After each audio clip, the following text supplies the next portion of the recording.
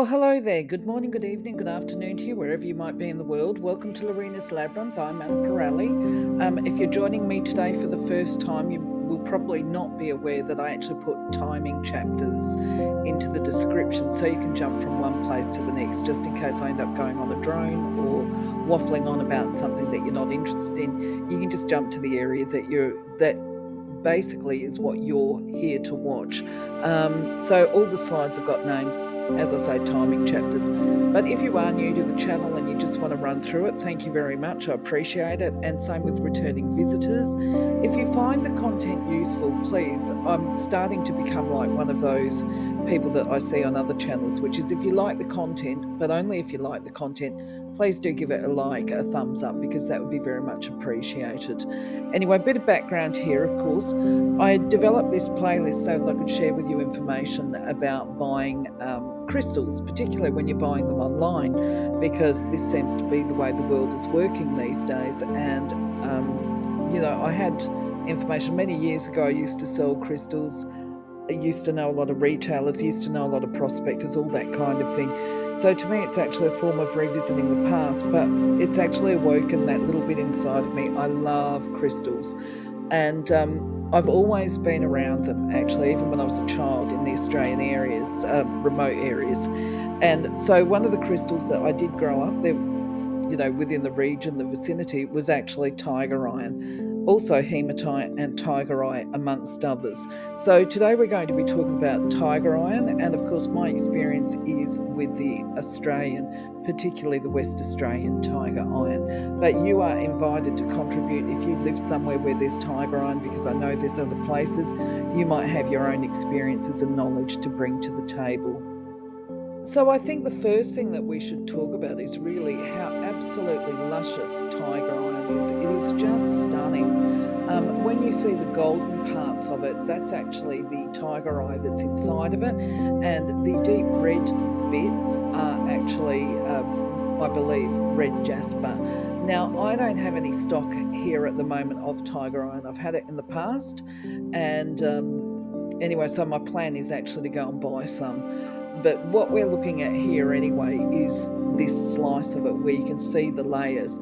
Now, what I have learned, because, this is the amazing thing, you can actually be around crystals, you can be handling them, like tiger iron. I've known about this all my life, but you don't do any Google or research on it because you think you know about it, and you just take it for granted. But when I start researching these videos, I realise, how incredibly blessed I actually am, because this type of tiger iron actually isn't around. It's not available globally, although there's different types of tiger iron. This specific type comes from basically the Pilbara region of Western Australia. Now, I'll just give you I'll just check my notes as you do, and then I'll give you a little bit of the geology info, okay? Because obviously geology is not me, but I think it's important to know some of this stuff. So looking at my transcripts, because I do make notes even if I deviate from them, what I can see is that, yes, apparently the formation of tiger iron goes back something like 2.2 billion years. I mean, how they know that is absolutely beyond me. But it's found in ancient sedimentary environments, and it's supposed to have gone through a significant geological processing of compaction. And this is why we get this, what is referred to as a banded structure. Okay, you can see it's got those layers. That's the banding. Now, of course, the Pilbara region, for those that aren't aware, I don't know that it's so much like it now. It still is known to be a cultural area or an area of significance to the Indigenous communities. It certainly was when I was growing up, and within all the mine sites, because there's a lot of them, there's actually pockets of what they call sacred land where us non-Indigenous, we're not allowed to actually go and visit that land at certain times of the year, and sometimes there are parts of the land where we can go in, but either way they've preserved parts of the land for the Indigenous people. And my understanding, but don't quote me on it because I'm not Indigenous, so I'm not 100%, but I believe that tiger iron is interwoven into the cultural narratives of the region. And I'll put my hand up and say, yeah, I poached that from somewhere. But it makes sense to me, it definitely does, because I've known a lot of the Indigenous up that way. Anyway, when we talk about Tiger Iron and the Zodiac, if you haven't watched my videos before, I'll just repeat it. It is that I'm not a stickler for this business of, if you're such and such a sun sign or a star sign or whatever, then this crystal is for you, because I actually can't find any evidence anywhere to support this theory. But I do understand the logic that some star signs are going to benefit from the healing attributes of a crystal if they're into the metaphysical stuff. So I'm just repeating information that I've gained from somewhere else, which is that Tiger Iron is best directed towards the Capricorn, the Taurus, and the Virgo. I'm not even actually sure that I really agree with this, because Tiger Iron is an extremely earthy, practical, grounding crystal, and we're talking about the earth signs here, and they are already earthy, and sometimes they need to be lightened up a little bit. But either way, that's the recommendation. The other thing I would say too is it doesn't matter what your star sign is. If you feel directed to purchase some, that you want to work with it, or that you might benefit from it, then just buy it, just get some, It's got some really good attributes, and I can think of at least one person right now straight off the bat that I actually would love to gift a bit to if I manage to lay my hands on some, and that's because you know who you are. She tends to go off with the fairies a little bit. She's just so excitable. It's like, come down, come back, time to ground yourself. So speaking of grounding, obviously this is one of the primary attributes of Tiger Iron, and because if we're always off with the fairies, we're not actually standing tall in our power, so to speak. So Tiger Iron is powerful from this perspective, to be able to stand tall, and that's important for manifestation at the best of times. But anyway, grounding is right up there when we're talking about doing an overview, and just remembering that when we've talked about the banding of Tiger Iron, we're actually looking at a crystal that carries the attributes of 3 crystals. So you've got the benefits of Tiger Eye with the manifestation, the attraction of wealth and that kind of thing. You've got grounding with Jasper. You've got strength of character and body, and the vitality, the life force, the libido. I've got to say, that was one of the things I learned many years ago, is that it's actually recommended for men that have got dysfunction, dare I say the word erectile dysfunction, or problems with their libido. It's actually recommended for them. Now, it's also recommended as a travel amulet or talisman for protection. But this is just the overview of it. We'll go into it in a bit more detail in the next slides. So just to clarify, if you're not aware, I'll just make sure you are. I am not a geologist, I'm not a gemologist, I'm not a lapidarist, I'm nothing to do with that. I'm just a lover of crystals and spent a lot of time looking at them over the last few decades and getting to know a few prospectors. I've had some wonderful mentors in the past, now passed away, but I've been just very lucky to actually have exposure to crystals and even geologists actually over time. But anyway, when we talk about this banded from mineral perspective, Tiger Iron fits into the family of what is called a banded iron formation. Now, as I said before, they don't always look like the ones that we find in the Pilbara. I believe this one here in this image is from the Ord River region of Western Australia. But as this was a surprise to me as well, as I didn't know it was rare. I thought it was very common, because having spent so much time in the Pilbara where it is actually common, I thought it was common everywhere, but apparently not. Anyway, so not only is it found in northwest Western Australia, it's also found in South Africa, the USA, India and Brazil, and they're the ones that I was able to find when I was looking for information here. There may be other places. Feel free to make a comment and let us know. I haven't put a lot of information here because I don't think there really is a lot to talk about from a geological perspective or a formation type perspective. I mean, I think you can tell by looking at this, it's absolutely not transparent. It's not translucent. It's a great big rock and it's beautiful, says me.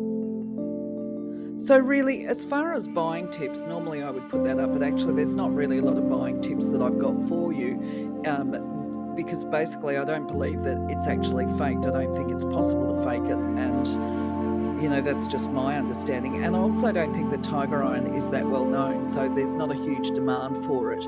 So really what I've done is just put some images up here that I've managed to source from the Mindat website that shows you just West Australian tiger iron. As you can see, so the image on the left with the gold in it, that's the real gold band.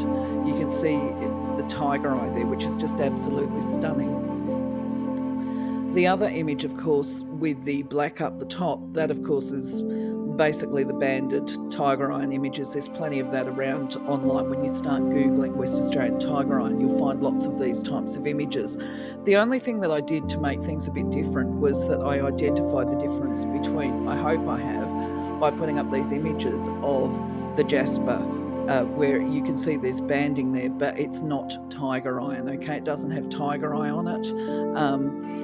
The darker colours in that would be influenced by the hematite in the soil, because when you talk about the northwest of Western Australia, it's very, very hematite rich. It's iron ore production country, you may as well say. And what else can I say? Simply that my research showed me something. I always learn something, okay? When you look at the blue ones on the right-hand side, I included them because I actually have seen this many times and I had no idea that it was banded tiger iron, just another form of it, where it's got the blue in it. And that apparently does come from northwest Western Australia as well. This is why I say I've seen it. I think it's far more rare than the other types of tiger iron that we look at. And I even had a polished piece of it as a necklace, but I never ever realised I was actually wearing tiger iron. So I don't even know where that pendant is these days. So I guess the only real buying tips that I can give you is actually the same that I do any other time, is if you're going to purchase it, just remember a lot of the tiger iron that we find online is basically from prospectors or collectors, and they will do slices because they're interested in seeing the formation. That's why they buy it. They don't buy it, or why they buy it, they don't buy it, they find it. They cut it into slices because they're interested in the formation of the rock and the layers. So they've got a different interest, and so they are collectors as well. So where I'm going with this is, when you buy tiger iron, particularly if you buy it online, ask for the dimensions. You really want to know the width, the height, and the thickness of it. You want to see it from different angles, because actually it's obviously a very pretty, interesting stone anyway. But if you're not into buying slices, and that's me, I like to get them basically as something that I can hold in my hand. But other people like to buy the slices and they're quite content with that. But you'll be able to determine which is the piece that you want to buy. Okay, so that would be the only tip there, and to know the weight of it. And obviously I would imagine that most of the time it's being sold in Australia, so you would want to do a currency conversion wherever you're buying it from. If you're importing or exporting or whatever, that's going to help with the pricing and to work out and establish if it's an affordable piece for you, if it's within your budget. And the other thing is too, if you particularly like it, I know I'm as guilty as the next person, that if I really like something and I really want it, I will actually pay more for it. But that's my personal choice. So anyway, yes, that would be the only thing. The only other tip I would give you is if you're buying off a platform, and I haven't seen any of them being sold on platforms, but if you were, you would look at the fees, if there's any costs that are kind of hidden right up until you make your purchase, because anybody that's been watching the channel for a while is going to know that I actually paid $100 for a tumbled stone. I still kicked myself over it, and that was because I knew paying $50 was going to be a lot, but I didn't realise that there was $50 of freight on it. And when I say $50, we're talking about, because I bought it from the US, it was all priced in the US currency. I then had to do the conversions, and then I was like, I can't believe I did that, as you do.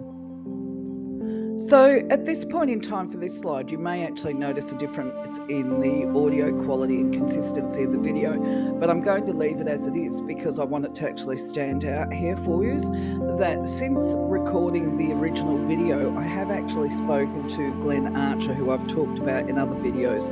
He is a West Australian miner, and his expertise lies in West Australian product, which of course is tiger iron. Now, I had asked him about the blue tiger iron that we're talking about here, but I did it as a verbal conversation with him. So anyway, where I'm going with this is I've spoken to him since then. He actually did a Google apparently after I'd discussed with him, because I told him I'd seen it on the MindAt website. And so what he's done is corrected me, and he hasn't corrected the MindAt website from what I know, but apparently this is not tiger iron. It is another thing. I can't remember the name. It's one of those double-barreled names that is a little bit too scientific for me, but it's one of the hematite versions, but it is absolutely not tiger iron according to Glenn. He does know the name of it, and he also did give me a caution, which is actually really good for me, which is that MindAt, which is how you pronounce the website apparently, is not always accurate. So there is room for error on the MindAt website as well. It's not 100% reliable. But now that I've corrected this, I'm going to re-download the video and reload it back up onto YouTube for you to watch today. I have a feeling this is going to be a fairly brief video for me, and aren't we all glad about that? Okay, so when it comes to the spiritual metaphysical benefits of tiger iron, obviously there's not a lot written about it. Suffice to say, I think the focus really is on the grounding productivity aspect of our personalities, and this is where it supports us. So it carries the energy for creation of wealth, the money, financial aspect. It's certainly believed to support career growth and progression because it carries this energy, the drive, determination and ambition to be successful in whatever career we're working in, whether that's building your own business or working for somebody else. It's believed to obviously enhance your decision making by giving you some mental acuity, that business of thinking quickly when you're put on the spot, that quick decision making and healthy decision making towards achieving your goals.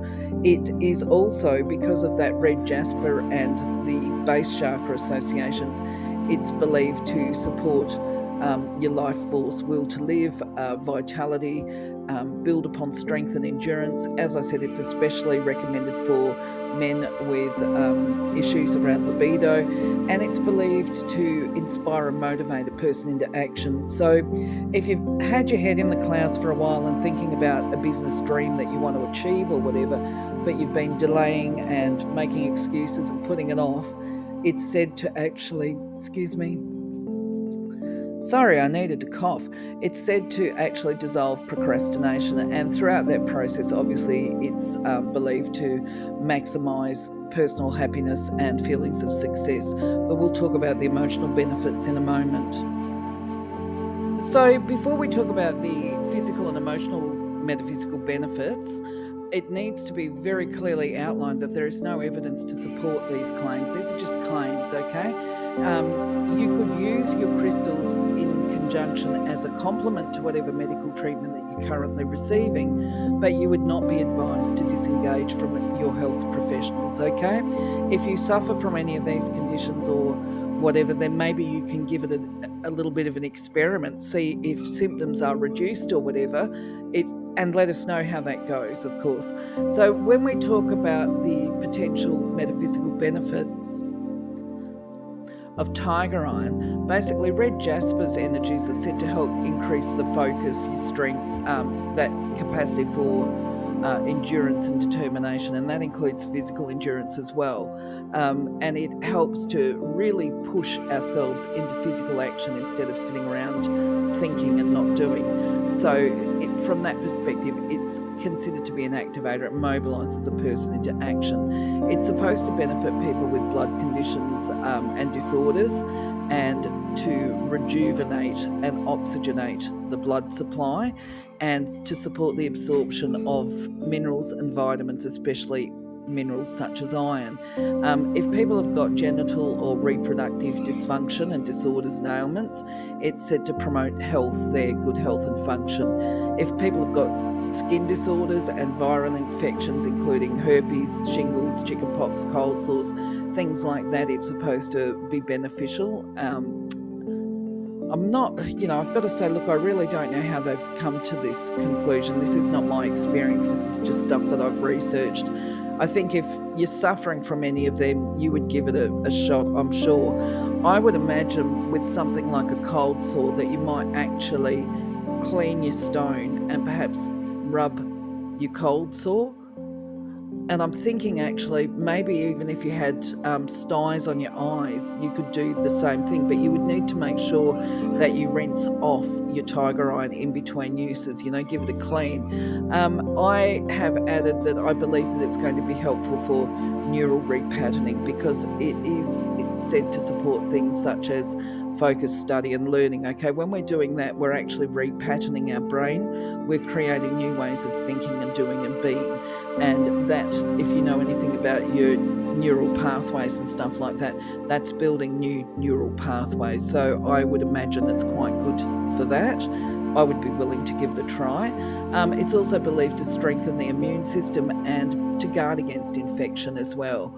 So another thing that I found interesting is because it's got this link to the revitalization and to give a new lease on life, if you like, and vitality, I would imagine it's probably good for people that are suffering from chronic fatigue and things like that, because it's supposed to combat fatigue and exhaustion. I'm not going to go into too much detail on this slide, but basically I think it's less about the emotional, although it's got attributes for emotional, like things like improving your attitude and giving you greater self-confidence, which obviously is going to build self-esteem and pleasure with life. For me, the way I interpret it is it's focused very much on attitudes, the thoughts, the being able to solve problems, which makes all the difference really to life, especially if you're facing a lot of challenges. So it's also, I think it's worth mentioning that it's supposed to help a person build resilience and have increased flexibility to be able to go with the flow in a changing environment. And in this day and age, I think that's very important as well. And to inspire creativity, as in I think problem solving, probably more than anything else. It might be beneficial to people that do art. That would be one thing to consider. Anyway, it's supposed to also make a person more dynamic, more exuberant, because they've got this increased energy about themselves. So that's going to be attractive to people. So they might experience improved relationships as well. In regard to the chakras, though, it's very much centered on that base stuff, the base chakra that we see here. And of course the sacral, because the sacral is about that creativity and passion, actually. So when we're feeling energetic and revitalized, we've got that passion, that drive. That's where the drive sits. You know what it's like, that when you feel passionate about something, you can actually move mountains and you can create change. Well, that's all centered in the orange chakra, and the yellow chakra is that center of personal power and feeling confident and attracting the opportunities to build income, wealth and abundance. But you've got to have that drive there to be able to do it, the willingness and the drive. That's always important. So when it comes to suitable uses for tiger iron, frankly, it's just such an incredibly masculine stone. Okay, I'm using obviously the gender perspectives in alignment with yin-yang energy I'm talking about.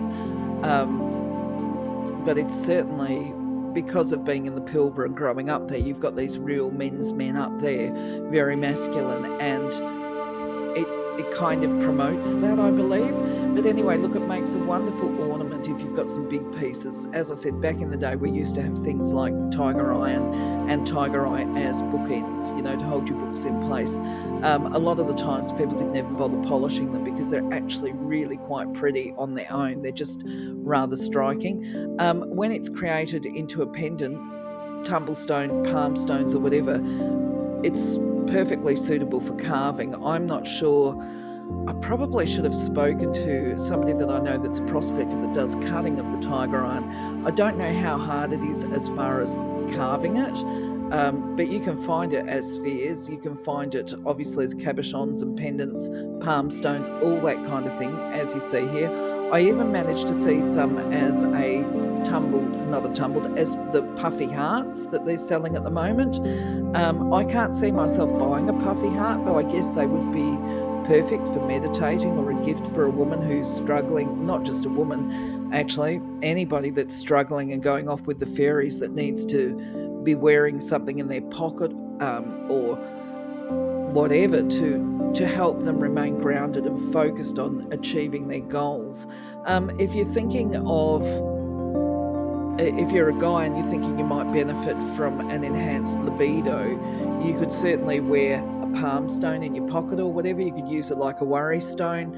You might even want to put it in your pillow, under your pillow when you're sleeping at night. That would be another way to do it. And simply, if you're just trying to connect to the energy, you could just meditate with it.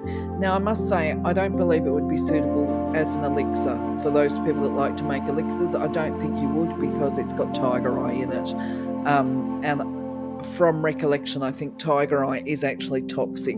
But if you're planning to do it, I would definitely do some research on whether or not there's any toxic components to tiger eye, because I just can't remember right now. So when it comes to tiger eye and being a messenger, my gut instincts are that it speaks more about reminding you of what you can do, certainly in regard to manifestation. So if you've been feeling stuck in a rut and all the rest of it, it would be an encourager to push through, get your mind straight, focus on your thoughts, make sure that your thoughts aren't limiting you and locking you into unsatisfactory and unhappy situations. Try and work on opening your mind up and seeing the opportunities that present to you, so that you can grab them and harness them and make the most of them. And the reminder that, if you've got a goal and you've been working towards it and you feel that it's just not happening or whatever, it would be, I believe, a reminder to hang in there, because we all know that saying that, it's that last step, is it? You know what I mean? The darkness before dawn, you're almost there. You've just got to push on and carry on, and you will make it. This is what I would interpret tiger eye to say. So, based on my experiences of being around tiger eye, and I think it's actually relatively hardy, although it's not super hard when you look at it. I think it can tolerate a lot of things that perhaps other crystals can't. For instance, I don't feel that it's going to suffer if you put it underwater or do water immersion with it. Will it suffer in the Australian sunlight? I don't know. I haven't tested it. I'm not sure that it would fade, but maybe it would. Maybe you know more about that. I think I probably should have done a Google on that, but I didn't. So I'll leave it for you to come back with some information to me about that. The other thing is, as always, just be careful that you don't drop it, because I think anything that's perhaps got some banding in it, that it might shatter. Not that I know of any having done that. Okay, that's not been my experience. I haven't seen any actually break. But I guess if you've got a slice of it, it actually might if you drop it, or if it gets banged up against a harder crystal. So that would be the other thing as well. If you do have some and it's not polished, it may actually damage your other crystals. But at the same time, if you've got other harder crystals and it bangs up against a polished one, it might actually, when I say a polished one, polished piece of tiger eye, it might actually scratch it. So yes, you would want to take care and protect your tiger eye when you're not using it or wearing it. And just make sure, that you keep all your crystals safe. Now, when it comes to the energizing from a metaphysical perspective, as always, there is the video up that I've already got that speaks to that, some of the options that we can use to cleanse and recharge our crystals. As always, I use selenite. I love it. I do occasionally go and pop items out in the backyard. I've got some out the back at the moment, where I put them out under a new moon, not a full moon. I just go with what I feel drawn to do. But yes, saging is always a good popular option. Just if you're going to sage, don't forget to open your window to allow the stagnant energy to go out. And I think that's probably about all I can say to this. I mean, if you've got other information that you would like to contribute, by all means do.